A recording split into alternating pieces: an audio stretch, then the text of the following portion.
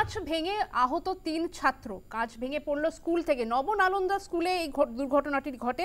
কাঁচ ভেঙে পড়ে আহত হলেন 3 পড়ুয়া। জখম অষ্টম শ্রেণীর 3 ছাত্র। আমাদের সঙ্গে সরাসরি রয়েছেন আমাদের প্রতিনিধি প্রীতি পাত্র। প্রীতি, যেমনটা জানা যাচ্ছে কাঁচ ভেঙে পড়ে আহত হলো 3 পড়ুয়া।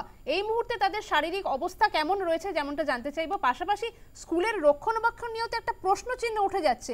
প্রতিক্রিয়া কি দিচ্ছেন স্কুল কর্তৃপক্ষরা? একেবারেই দেখো, স্কুলের রক্ষণাবেক্ষণ নিয়ে প্রশ্ন তো উঠছে এবং যে 3 পড়ুয়া আহত হয়েছিলেন তাদের মধ্যে দুজনকে কিন্তু হাসপাতালে নিয়ে যাওয়া হয়েছিল। একজনকে ইতিমধ্যেই প্রাথমিক চিকিৎসা করে ছেড়ে দেওয়া হয়েছে এবং আরও একজন নবম শ্রেণীর পড়ুয়া প্রিয়ম দাস ঢাকুরিয়ার একটি বেসরকারি হাসপাতালে আপাতত চিকিৎসাধীন।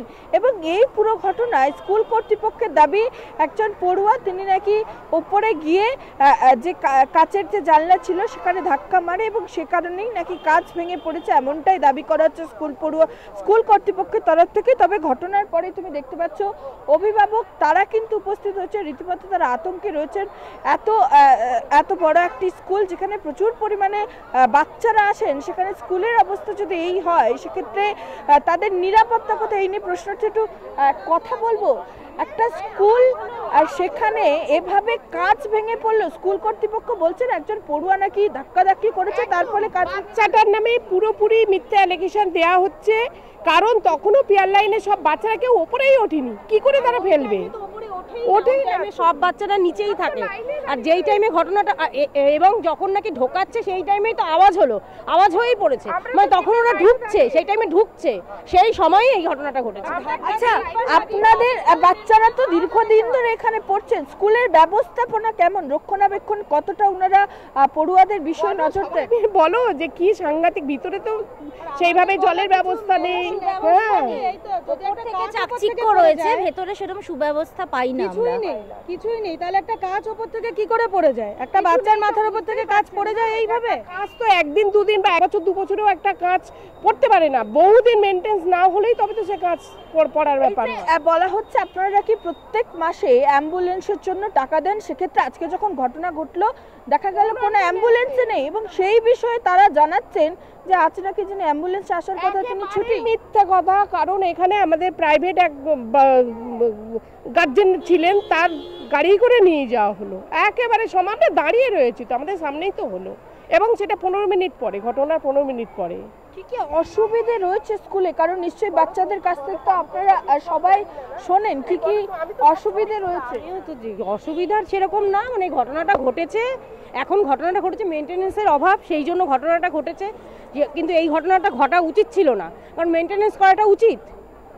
এর আগে আপনারা কখনো এই বিষয়ে কোনো কথা বলেন না? এরকম ধরনের ঘটনা ঘটেনি, এই প্রথম ঘটলো। বাচ্চারা স্কুলে ঢুকছে, আজকে ওদের সঙ্গে না, টিচারদের সঙ্গেও হতে পারতো, কারণ এখান দিয়ে তো সবাই যাতায়াত করে, এটা হবেই বা কেন? আমরা কি বাড়িতে জানালা খুলি না? আমরা যখন খুলি কি জানালা, যদি বাচ্চাই যদি ওপর থেকে খুলে থাকে তাহলে কি কাঁচটা ভেঙে পড়ে যায়? ওনারা যেটা বলছেন যে বাচ্চারা খুলেছে, যদিও খুলে, জানলা খুলে সঙ্গে সঙ্গে কি ঝরে পড়তে পারে? যে ঘটনা ঘটলো তারপর তো রীতিমতো আতঙ্ক ছড়াচ্ছে, কারণ যেভাবে 3 জন পড়ুয়া তারা আহত হলেন, সেক্ষেত্রে পরবর্তীকালে কি হতে পারে? দেখা যাবে, সময়ের সিচুয়েশন কি পরিস্থিতি দেয়। আজকে প্রিন্সিপালের সঙ্গে কোনো কথা বলেছেন? না, উনি তো আসেননি, এখনো পর্যন্ত আসেননি। মানে স্বর্ণালী, বোঝাই যাচ্ছে যিনি প্রিন্সিপাল তিনি এখন উপস্থিত নেই। একটু কথা বলবো আপনার সাথে। এই যে স্কুলের অবস্থা, দেখা যাচ্ছে কাঁচ ভেঙে পড়ছে, আবার শুনলাম কিছুক্ষণ আগে বেশ কিছু অভিভাবক বলছিলেন যে স্কুলের মধ্যে বাচ্চারা বাজি নিয়ে আসছে, বাথরুমের মধ্যে বাজি ফাটানো হচ্ছে, স্কুলের কোনো রক্ষণাবেক্ষণ নেই, কোনো কিছুই নেই। কি বলবেন আপনারা? স্কুলে তো এই দিকগুলো একটু মেনটেনেন্স করাটা নিশ্চয়ই উচিত, কারণ আমরা বাচ্চাদের পাঠাই এখানে সারাক্ষণ, তো স্কুলের দায়িত্বেই পাঠাই, তো সেটা এতই মেনটেনেন্সের অভাব হলো যে সেটা একেবারে খুলে পড়ে গেল, এই জিনিসটা অ্যাকসেপ্ট করা ইজ নট অ্যাকসেপ্টেবল। আপনারা এরপর কি প্রিন্সিপালের সঙ্গে কথা বলবেন এবং কি জানাবেন? প্রিন্সিপালের তো উচিত ছিল যে এগিয়ে আসার, এমার্জেন্সি হতেই পারে, যে কোনো সময় অ্যাক্সিডেন্টও হতেই পারে, কিন্তু সেটা ঠিকভাবে হ্যান্ডেল করাটা উচিত, সেইভাবে দায়িত্বটা নিয়ে প্রিন্সিপাল এবং স্কুল কর্তৃপক্ষের সেটা ঠিকমতো হ্যান্ডেল করা এবং প্রপার স্টেপ নেওয়াটা খুব দরকার। একেবারেই দেখো, অভিভাবক তারা কিন্তু বলছেন স্কুল কর্তৃপক্ষের দায়িত্ব নেওয়া উচিত, যেহেতু বাচ্চাদেরকে তারা এখানে পাঠান, সেক্ষেত্রে বাচ্চারা যাতে কোনোভাবেই অসুস্থ না হয়ে পড়ে বা আজ যে ঘটনা ঘটলো সেই ধরনের ঘটনা আর যেন কখনো না ঘটে, সেই নিয়ে স্কুল কর্তৃপক্ষের দায়িত্ব নেওয়া দরকার। তারা এমনই দাবি করছেন। আরও বেশ কিছুজন রয়েছে, একটু কথা বলবো। আজকে যে ঘটনা ঘটলো তারপর স্কুলের নিরাপত্তা ব্যবস্থা কোথায়, আপনারা কি বলবেন?